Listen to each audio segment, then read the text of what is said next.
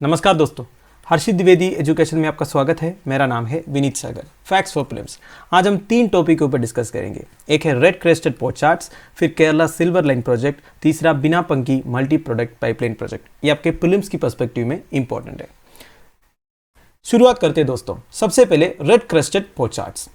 Recently Telangana में Adilabad district में जयनाथ मंडल centre के पास एक इरिगेशन टैंक में कम से कम 50 red crested port charts spot हुआ था। ये बेसिकली एक रेयर एंड माइग्रेटरी बर्ड है। अब इसके बारे में कुछ बेसिक डिटेल्स जानने की कोशिश करेंगे। इनका साइंटिफिक नेम है नेटा रूफिना। एक मीडियम साइज्ड डाइविंग डक है, belonging to the family Anatidae. तो एनाटिडे फैमिली से ये बिलोंग करता है। It is a medium sized bird and males are slightly larger. इनकी जो मेल्स है वो फीमेल से थोड़ा सा बड़ा है, ज्यादा कोई फर्क नहीं है, वेट में भी ज्यादा फर्क नहीं है। देखिए मेल्स का जो वेट है वो 1450 ग्राम्स तक हो सकता है, फीमेल्स का 1400। केवल 50 ग्राम का एवरेज डिफरेंस है एंड लेंथ में भी थोड़ा बहुत फर्क है। अब इनके डिस्ट्रीब्यूशन चेक करते हैं। इनके breeding population Europe and central Asia में ओकर करते हैं। विंटर सीजन में ये साउथ की तरफ माइग्रेट करते हैं, बेसिकली इंडियन सबकॉन्टिनेंट की तरफ एंड अफ्रीका की तरफ। अब इनके ऊपर क्या क्या मेजर थ्रेट्स हैं? एक तो हैबिटेट डिग्रेडेशन है, दूसरा हंटिंग है। तो दोनों बेसिकली ह्यूमन एक्टिविटीज की वजह से इनके ऊपर थ्रेट है। एंड ईरान में इनको रिक्रिएशनल एंड कॉमर्शियल पर्पसेस के लिए हंट भी किया जाता है। आप मुझे कमेंट बॉक्स में बताइए, पाकिस्तान में भी एक सीजन में रिक्रिएशनल एंड कॉमर्शियल पर्पसेस के लिए एक स्पीशीज ऑफ बर्ड को हंट किया जाता है, वो कौन सा स्पीशीज है? अब the red crested pochard species is susceptible to avian influenza. देखिए एवियन इन्फ्लुएंजा ये क्या है? H5N1 वायरस की वजह से ये डिसीज होता है। इसके कारण काफी सारे बर्ड स्पीशीज का डेथ भी होता है। ठीक है, तो एवियन इन्फ्लुएंजा के लिए भी ये ससेप्टेबल है। International union of conservation of nature का लीस्ट कंसर्न कैटेगराइजेशन मिला हुआ है, मतलब इनके पॉपुलेशन के लिए अभी इतना बड़ा कोई प्रॉब्लम नहीं है IUCN के हिसाब से। अगला है दोस्तों Kanpur metro rail project and Bina Panki multi product pipeline project. ये दोनों का inauguration recently prime minister Narendra Modi ji ने किया था।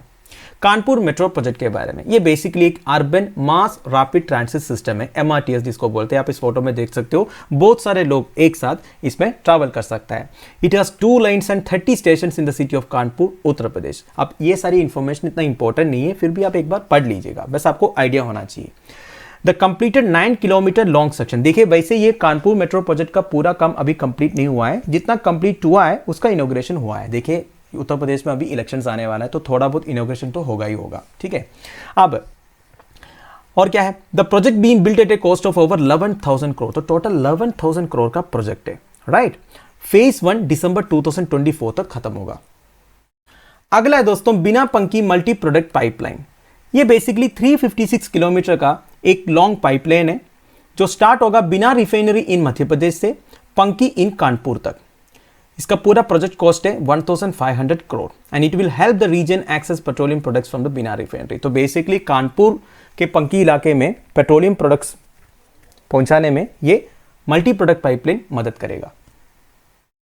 अगला है दोस्तों Kerala silver line project. This is one of the biggest infrastructure projects in Kerala. इसे के रेल प्रोजेक्ट भी बोलते हैं। अब इसका प्राइम ऑब्जेक्टिव क्या है? देखिए केरला का कैपिटल तिरुवनंतपुरम से केरला का नॉर्थर्न मोस्ट डिस्ट्रिक्ट कासरगोड तक स्ट्रेट लाइन में एक रेलवे लाइन कंस्ट्रक्ट करना, और इसमें से जो ट्रेन है 200 किलोमीटर पर आवर स्पीड में ट्रैवल करेंगे।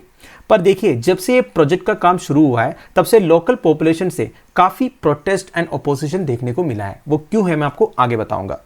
वैसे कुछ इंपॉर्टेंट डिटेल्स आप देखिए। पूरा लेंथ होगा 532 किलोमीटर का, 11 डिस्ट्रिक्ट से पास करेंगे। पूरा लैंड कितना चाहिए ये रेलवे लाइन डेवलप करने के लिए? 1226.45 हेक्टेयर्स। यही तो प्रॉब्लम है दोस्तों। वैसे ही केरला में डेंसिटी ऑफ पॉपुलेशन बहुत ज़्यादा है। केरला का ईस्टर्न साइड में पूरा वेस्टर्न घाट्स आता है एंड वेस्टर्न साइड में पूरा अरेबियन सी है। अब इतना ही एरिया लोगों को रहने के लिए, इसलिए डेंसिटी ऑफ पॉपुलेशन भी बहुत ज़्यादा है। अब ये पूरे डिस्ट्रिक्ट से इस तरह एक बड़ा सा इंफ्रास्ट्रक्चर प्रोजेक्ट्स अगर आप प्लान करोगे तो कई सारे घरों को, बिल्डिंग्स को आपको डिस्प्लेस करना पड़ेगा। तो इसलिए लोकल पॉपुलेशन इसके ऑपोजिशन में है। इसके लिए टोटल कॉस्ट जो है 56,443 करोड़ हो जाएगा एंड 2020 से 2024 तक इसका कंस्ट्रक्शन पीरियड है। अभी तक शुरू नहीं हुआ है, फिर भी 2024 तक ये कंप्लीट होगा बोल रहा है। वैसे दोस्तों आज के हिसाब से त्रिवांड्रम से कासरगोड तक अगर ट्रैवल करना है तो 12 घंटे से लेकर 14 घंटे तक लगता है, तो ये के रेल आने के बाद ये 4 घंटे में हो जाएगा। वैसे ये प्रोजेक्ट एक जॉइंट वेंचर है between Kerala government and the union ministry of railways. वैसे इंप्लीमेंटेशन एजेंसी का नाम है Kerala rail development corporation limited. अब दोस्तों finally what are the concerns against the project. सबसे पहले फियर ऑफ डेब्ट। देखिए Kerala is a consumer state, Kerala में प्रोडक्शन इतना होता नहीं, इसलिए मैक्सिमम चीज़ें बाहर से खरीदना पड़ता है। ऊपर से स्टेट गवर्नमेंट के ऊपर अभी करोड़ ऑफ रुपीज़ का डेब्ट है। ये केवल केरला स्टेट गवर्नमेंट का हाल नहीं है, इंडिया में मैक्सिमम स्टेट गवर्नमेंट्स के ऊपर करोड़ ऑफ रुपीज़ का डेब्ट है। केरला का कुछ 3 लाख करोड़ है।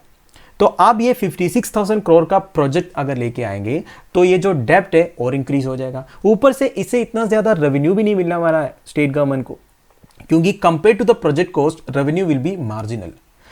अब दूसरा डिस्प्लेसमेंट ऑफ पीपल, ये तो मैंने आपको पहले ही बता दिया, कम से कम 30,000 फैमिलीज को डिस्प्लेस करना पड़ेगा। इनके जितने भी घर हैं, बिल्डिंग्स है, सब कुछ तोड़ फाड़ के ये रेलवे लाइन बनाना पड़ेगा। तीसरा है एनवायरमेंटल इम्पैक्ट्स। देखिए एनवायरमेंटल हार्म भी हो सकते हैं। एक तो दोस्तों precious wetlands, paddy fields, hills वगैरह तोड़ना पड़ेगा। ऊपर से जब ये हाई स्पीड रेल आप कंस्ट्रक्ट करोगे, इसके दोनों साइड में बड़े बड़े एम्पैंगमेंट्स बनाना पड़ेगा, बेसिकली बड़े बड़े दीवार बनाना पड़ेंगे। तो इस तरह बनने से क्या होगा, केरला का ज्योग्राफिकल लोकेशन मैंने आपको बता ही दिया। एक साइड में पूरा वेस्टर्न घाट्स है, इस साइड में अरेबियन सी है। अब केरला में कई सारे रिवर्स है, केरला में टोटल 44 रिवर्स है, उसमें से 41 जो है ईस्ट से वेस्ट की तरफ, बेसिकली अरेबियन सी की तरफ फ्लो करता है। अब इस तरह आप कासरगोड से लेकर त्रिवांड्र तक बहुत बड़ा इस तरह एक दीवार बनाओगे, बेसिकली रेल जहां से भी पास होगा आपको एम्बैंकमेंट बनाना पड़ेगा ना, तो नेचुरल ड्रेनेज को रोकने का चांस है, जिसकी वजह से फ्लड्स भी हो सकता है। ऊपर से केरला में इतना ज्यादा बारिश होता है, आपको यह भी पता होगा। तो ये सारे कंसर्न्स है अगेंस्ट द प्रोजेक्ट। तो दोस्तों that's end of it. I hope आपको थोड़ा बहुत सीखने को मिला होगा। लेक्चर की पीडीएफ एज यूजुअल आपको टेलीग्राम चैनल में मिल जाएगा, जिसका लिंक नीचे प्रोवाइडेड है। Thank you for watching, bye bye, have a nice day.